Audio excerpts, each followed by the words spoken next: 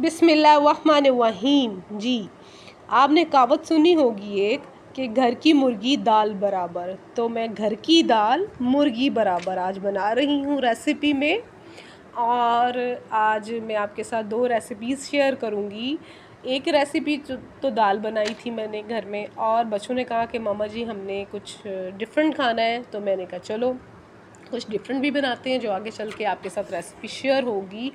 Actually جو میں نے بنانا تھا وہ تو نہیں بنا، میری یہ جو ریسیپی تھی یہ میں بتاتی چلوں کہ خراب ہو گئی تھی، کیونکہ میں آلوؤں کا جو پانی تھا وہ سوک کرنا بھول گئی، اور پھر میں نے اس کو پین کیک فارم میں شکل دی اور کاٹ کے بچوں کو بند میں لگا کے دیا، جو آپ آگے میری نیکسٹ ریسیپی میں دیکھیں گے۔ تو یہ تو میں نے آپ کے ساتھ ایک بات شیئر کرنی تھی جو میں نے آپ کو بتائی ہے، اور آپ میری ریسیپیز کو دیکھتے جائیں۔ میں نے کہا لوگ صحیح ریسیپیز تو ڈالتے ہیں، چلو آج میں اپنی یہ والی ریسیپی جو مجھ سے خراب ہوئی تھی مگر میں نے اس کو دوسری فارم دے دی، دوسری شکل دے دی، تو میں آپ کے ساتھ شیئر کرتی ہوں اور آپ کو بتا دوں۔ جی آج میں آپ کے ساتھ تعمیر حیات میں شیئر کرنے والی ہوں دانشمند کون۔ ایک برطانوی مصنف ہے ولیم رالف انگ کا قول ہے، وہ قول کیا ہے؟ دانشمند وہ ہے جو چیزوں کی اضافی قدر کو جانے۔ اس قول کا مطلب کیا ہے؟ اس کو مثال سے سمجھتے ہیں۔ ایک طالب علم کو امتحان دینا ہے، وہ وقت کے مطابق اپنے گھر سے اسکول کے لیے روانہ ہوتا ہے۔ راستے میں ایک جاہل لڑکا اس سے الجھ جاتا ہے اور اس کو گالی دیتا ہے، جس کے نتیجے میں طالب علم کو بھی غصہ آ جاتا ہے۔ اب طالب علم اگر غصہ ہو جائے اور لڑکے سے انتقام لینے کے لیے اس سے الجھ جائے تو عین ممکن ہے کہ اس جھگڑے میں اتنی زیادہ دیر ہو جائے کہ وہ وقت پر اپنے امتحان ہال میں پہنچ نہ سکا، اور اس کا ایک پورا سال جو ہے وہ ضائع ہو جائے۔ اسی طرح ایک اور مثال ہے کہ ایک شخص کو ضروری سفر کرنا ہے، وہ گھر سے روانہ ہوتا ہے تاکہ ریلوے اسٹیشن پہنچے اور ٹرین پر سوار ہو کر وقت پر اپنی منزل مقصود کو پہنچ جائے، لیکن جب وہ گھر سے نکلا تو راستے میں ایک شخص نے سے جھگڑا ہو گیا۔ اب وہ دیر تک اس آدمی سے اگر جھگڑتا رہے تو عین ممکن ہے کہ اس کو اتنی زیادہ دیر ہو جائے کہ وہ ریلوے اسٹیشن پہنچے تو اس کو معلوم ہو کہ اس کی ٹرین جو ہے وہ چلی گئی ہے۔ ان مثالوں پر غور کیجیے ذرا، اور دو شخصوں کا ایک مسئلہ وہ تھا جو خود مقام پر واقع موجود تھا، یعنی ایک دوسرے کے ساتھ لڑنا جھگڑنا، گالی دینا اور زیادتی کرنا۔ یہ معاملے کا وہ پہلو تھا جو براہ راست عین موقع کے وقت سب کو دکھائی دیتا ہے۔ اس کے ساتھ وہاں ایک اور چھپا ہوا پہلو بھی تھا جو بظاہر مقام پہ واقعہ پر موجود نہ تھا۔ وہ کیا پہلو تھا ہم آگے آپ کے ساتھ ڈسکس کروں گی، مگر ایک صاحب بصیرت جو آدمی ہوتا ہے وہ غور کر کے اسے جان سکتا ہے۔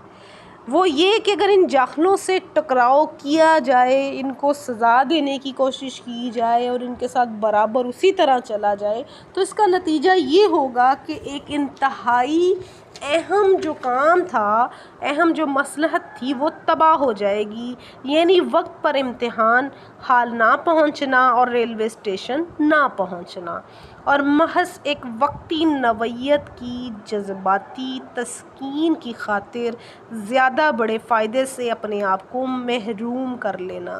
جی جو ایک مین پوائنٹ ہے اس میں کہ بہت سارے انسان یا ہم بہت سارا وقت اپنی جذباتی تسکین کی خاطر جو ہے نا وہ الجھ جاتے ہیں اور اپنا وقت برباد کرتے ہیں، اور بہت سارے دوسرے بڑے فائدے سے اپنے آپ کو محروم کر لیتے ہیں۔ جی ویڈیو کے سٹارٹ میں نے آپ کے ساتھ برطانوی مصنف ولیم رالف انگ کا قول شیئر کیا تھا کہ دانشمند وہ ہے جو چیزوں کی اضافی قدر کو جانے۔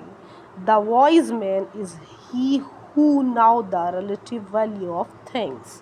جی تو اب اس دوسرے یا بظاہر دکھائی نہ دینے والا جو پہلو کو معاملہ کا اضافی پہلو کہا گیا ہے۔ وہ اضافی پہلو کیا ہے؟ ڈسکس کرتی ہوں میں آپ کے ساتھ۔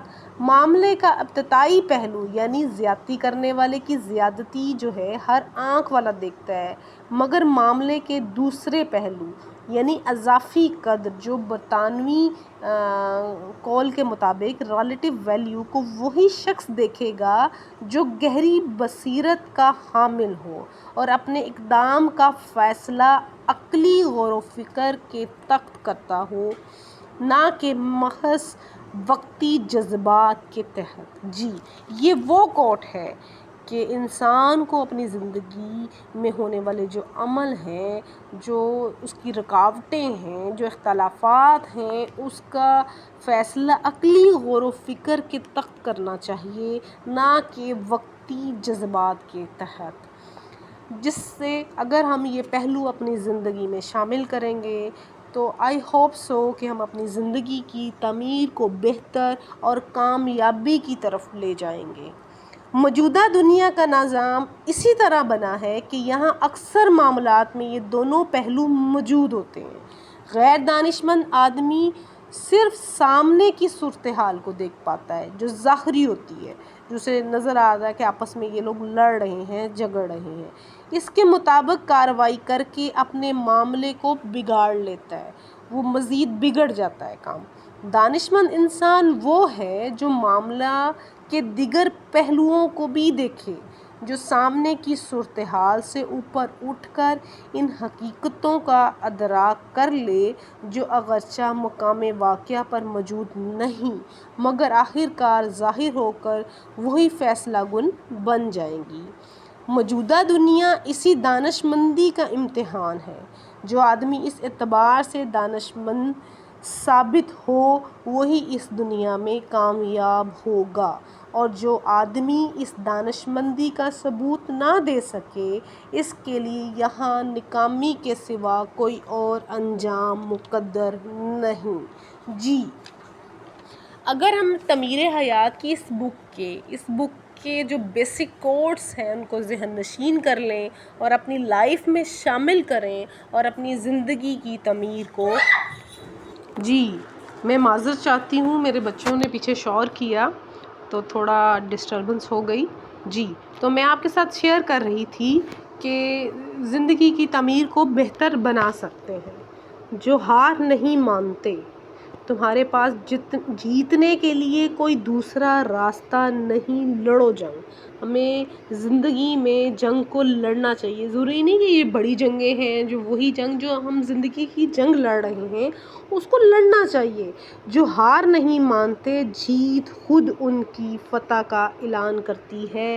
یہ ہم نے اپنی دنیا سے سیکھا، لوگوں کے تجربات کو اگر غور و فکر سے دیکھا جائے، جو کامیاب لوگ ہیں ان کی جو فتح ہے وہ انہوں نے جنگ لڑی ہے، انہوں نے ہار نہیں مانی اور آخرکار ان کو فتح حاصل ہوئی۔